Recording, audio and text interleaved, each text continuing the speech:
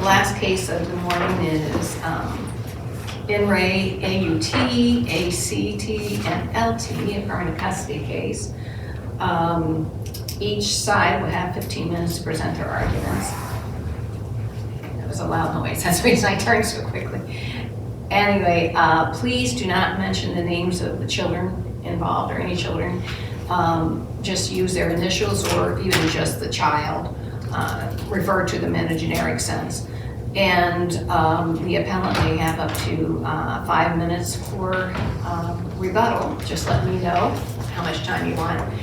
And then finally, the monitor is there, but I also try to keep track of everything as well. And keep your voice up, stand behind the podium, and trying to think if there's anything else. I think that's it. Thank you. Just let me know how much time you want. Good morning, Your Honors. Attorney Eric Hall here on behalf of the appellant's father, Audra Taylor, Your Honor. One assignment of error of the trial court erred in granting permanent custody to appellee of Wayne County Department of Children's Services. And counsel, did you want any time before rebuttal? Oh, I'm sorry, Your Honor. Okay. Just 2 minutes, I 2 think. minutes, okay. Thank you. 3 children involved. The appellant did not testify, did not appear, did not testify at trial. I don't know the reasons why. I was not involved in the underlying case.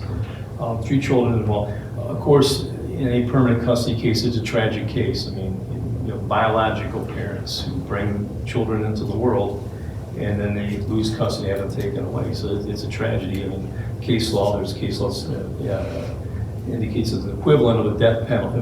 In domestic cases, it's a family law case is the equivalent of a death penalty. So it's really tragic. You know, in this case, the appellant was in a case plan. You know, there was some testimony that he did have a good relationship with the children.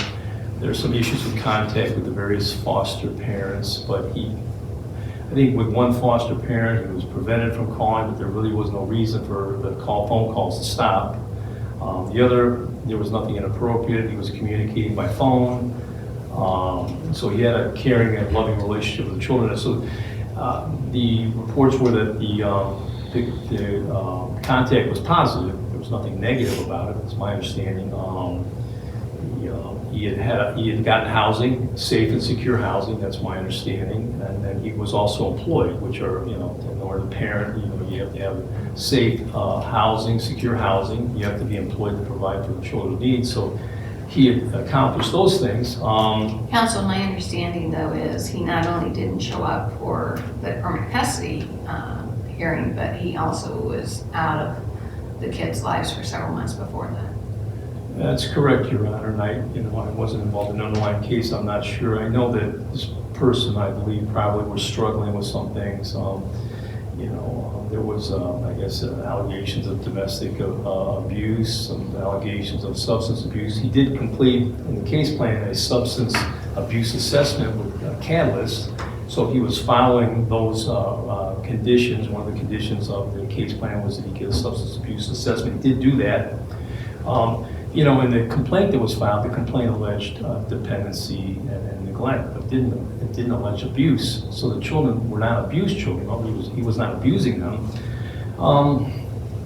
You know, it's just a tragic case. I mean, on these things, I know there's a time frame on them by statute, and it's unfortunate because I think this was an individual, the appellant, that just needed more time to get themselves on their feet to establish, you know, the relationship with the children that would demonstrate to children's services that they had, you know, met the requirements for reunification. Unfortunately, you know, the case proceeded to trial, permanent custody trial. He wasn't there, he had testified, and this is what happened. I'm asking the court just to take a look at this.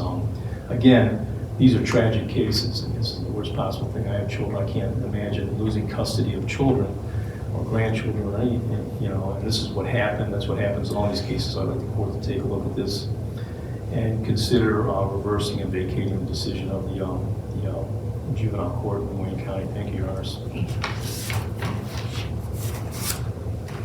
And counsel for Wayne County Children's Services Court, you also have 15 minutes.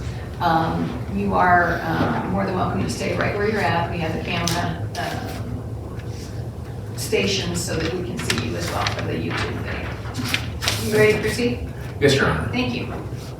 My name is Ac.T, and I represent Wayne County Children's Services Board, applicant in this case.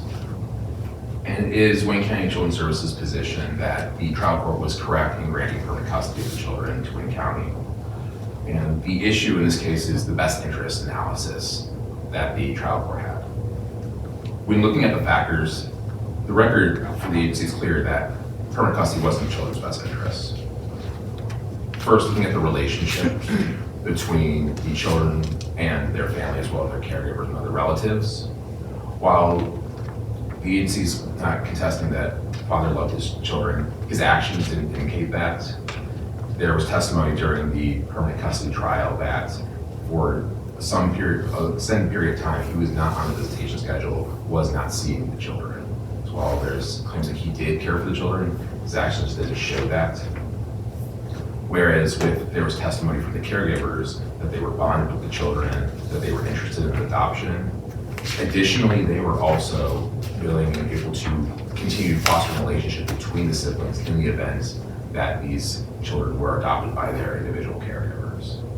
Based on that, Your Honor, the agency believes that factor leans in favor of permanent custody, children's services. The one thing that I noticed in this case was it was unusual in that it doesn't seem like there's much of a bond with the foster parents either.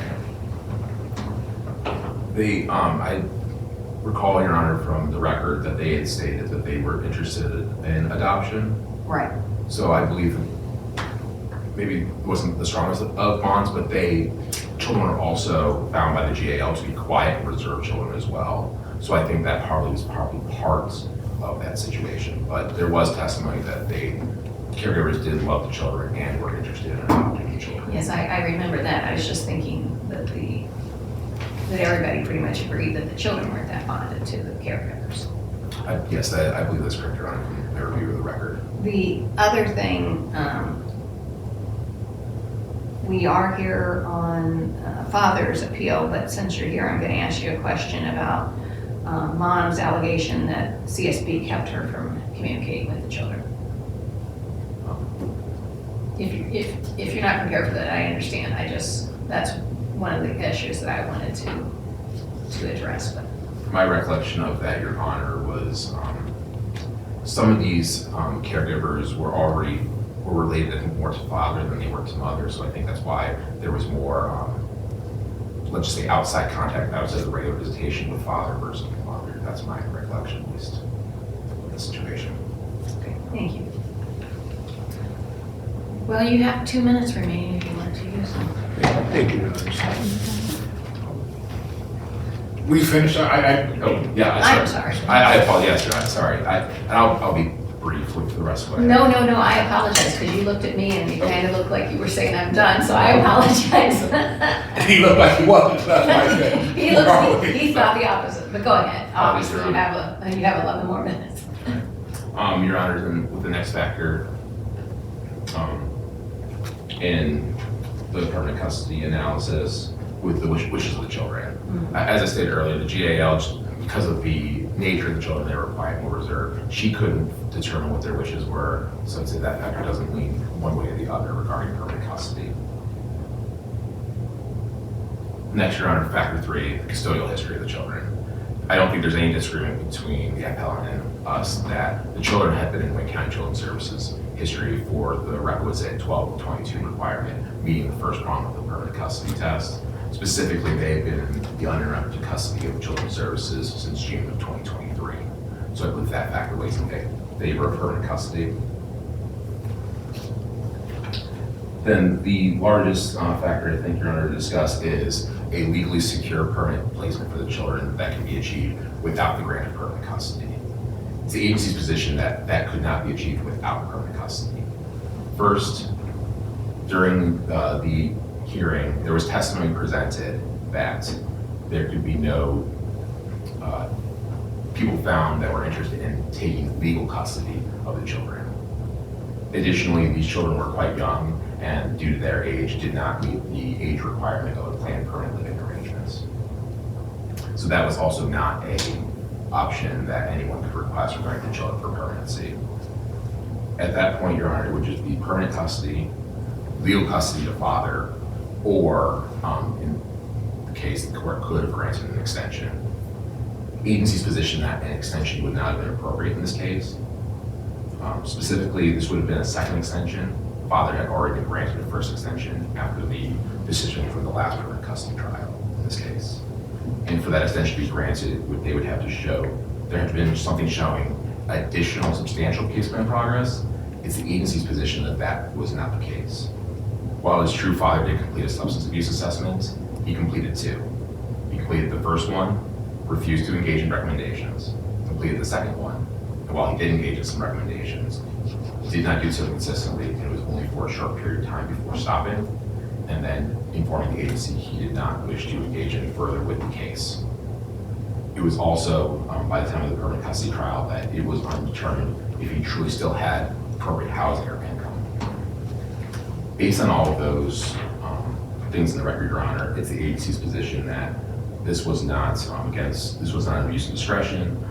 The evidence does weigh in favor of permanent custody, and the agency asks that you affirm that decision today. Thank you. Does anybody have any questions? Okay. I want to make sure I don't cut you off now. I have done that. Okay, Thank I you. apologize for that. Thank you. You're fine. Thank you, Your Honor. Okay, so you will have 2 more minutes. Thank you. Your Honor, I'm going to be brief, but the one thing that kind of stood out when I read the transcript was the issue of communication with the foster parents, which in my opinion, I've done some children's services cases where I represent parents. There should always be an open line of communication between the biological parent and the foster parent, and there were some issues here. The one foster parent, Daniel Love, apparently the phone communication was stopped at some point, so the appellant wasn't able to communicate with his children, but she testified, it's a transcript at page 23 and 29, that the communication was appropriate, should not have been stopped. And then the other foster parent, Carrie Zegger, apparently did not have, never had appellant's phone number, and there was no contact between the appellant and was LT, was that child, and that's at 46 and 47. So that's troubling, okay, that, if you're in a children's services case, okay, and, there's temporary custody has been granted, and they're in the care of foster parents, the parents, absent any kind of, outstanding issues of rampant drug abuse or neglect or causing some type of possibility of physical harm or psychological harm, there should always be an open line of communication, at least by phone. I mean, sometimes there's restrictions on in-person visits or supervised visits, but by phone. And it looks like that was at least an issue in this case. And that, to me, I thought was troubling. So I think the court, should look at this, and I believe that's grounds for reversing the decision. Thank you, Your Honors. Thank you. The court will take the matter under advisement and issue a written opinion that will be sent to both sides. And we also release our opinions electronically on the Ohio Supreme Court website as well. So thank you each for your presentations to the court. And sorry to drag you up from Lynn County.